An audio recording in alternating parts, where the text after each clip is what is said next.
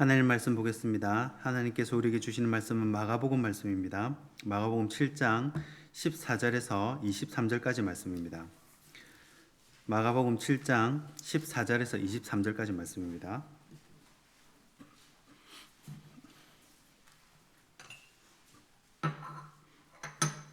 마가복음 7장 14절에서 23절입니다.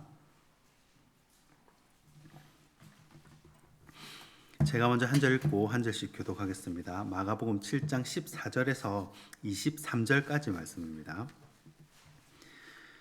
무리를 다시 불러 이르시되 너희는 다 내 말을 듣고 깨달으라.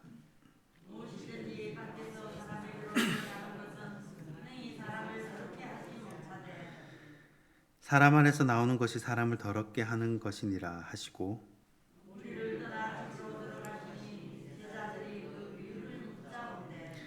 예수께서 이르시되 너희도 이렇게 깨달음이 없느냐 무엇이든지 밖에서 들어가는 것이 능히 사람을 더럽게 하지 못함을 알지 못하느냐.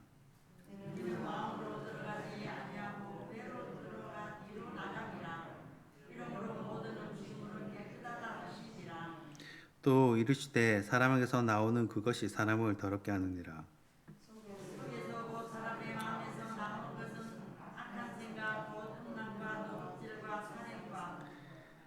간음과 탐욕과 악독과 속임과 음탕과 질투와 비방과 교만과 우매함이니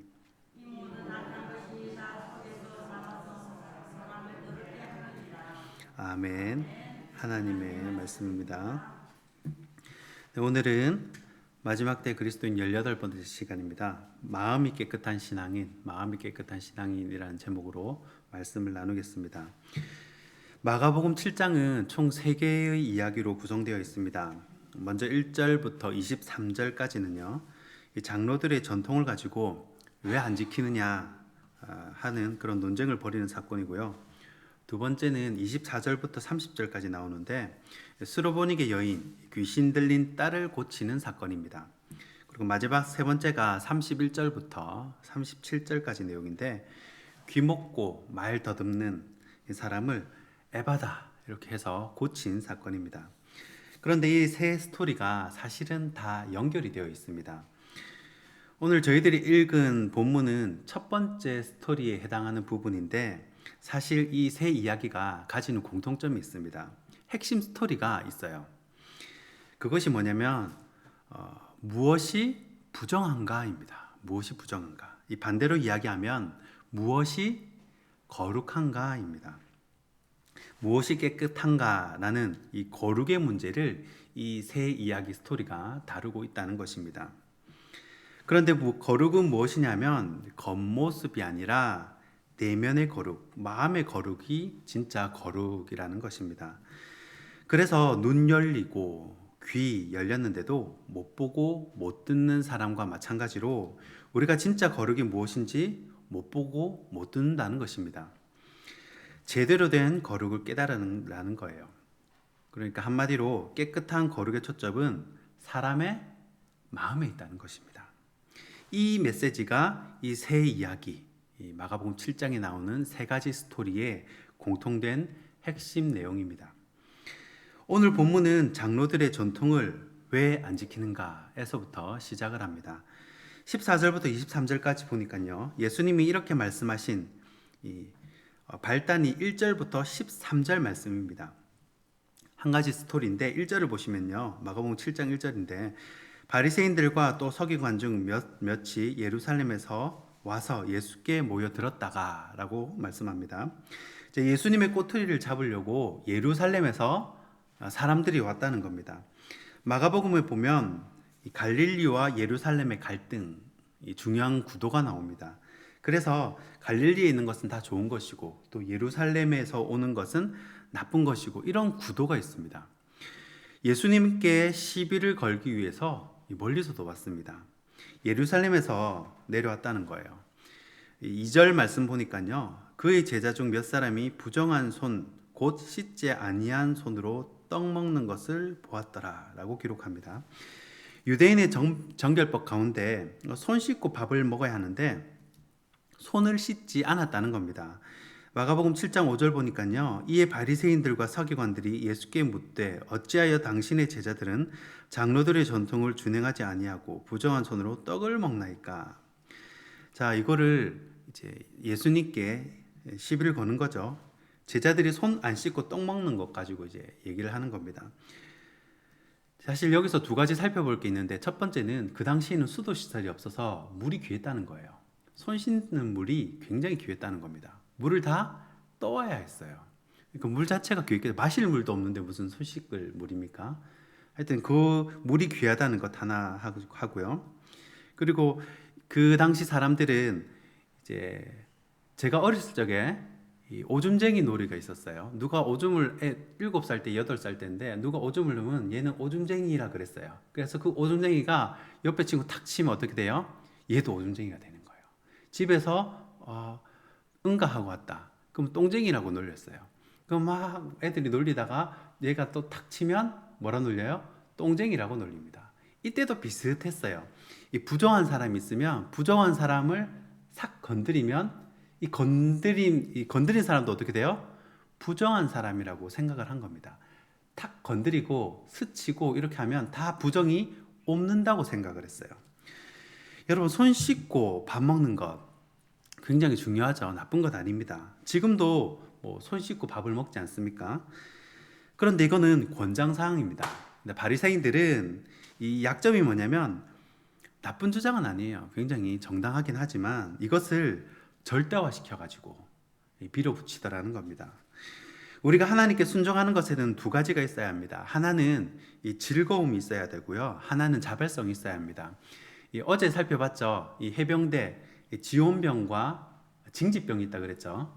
우리는 지온병이 되어야 한다는 겁니다. 억지로 끌려가가지고 억지로 하다 보면 어떻게 돼요?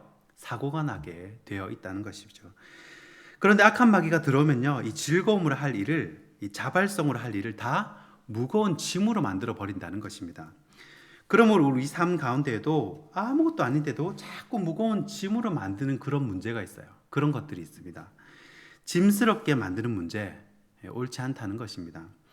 신앙생활은 짐이 아니라 기쁨이라는 겁니다. 자발성, 즐거움으로 한다는 것을 깨달아야 합니다. 예수님께서 그들에게 말합니다.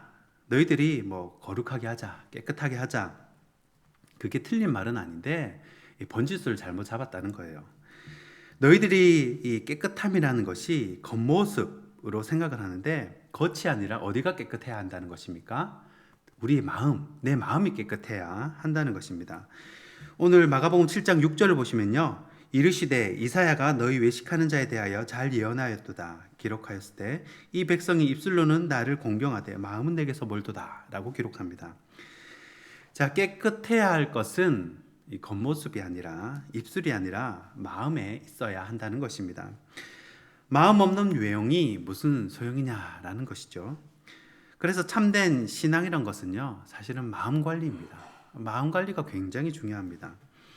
내면이 깨끗해야 깨끗한 거지 겉이 아니라는 것입니다. 거룩은요, 어떤 장소나 사람이나 의식을 말하는 것이 아닙니다. 거룩은요, 거룩의 장소는 우리의 마음입니다. 마음이 거룩해야 합니다.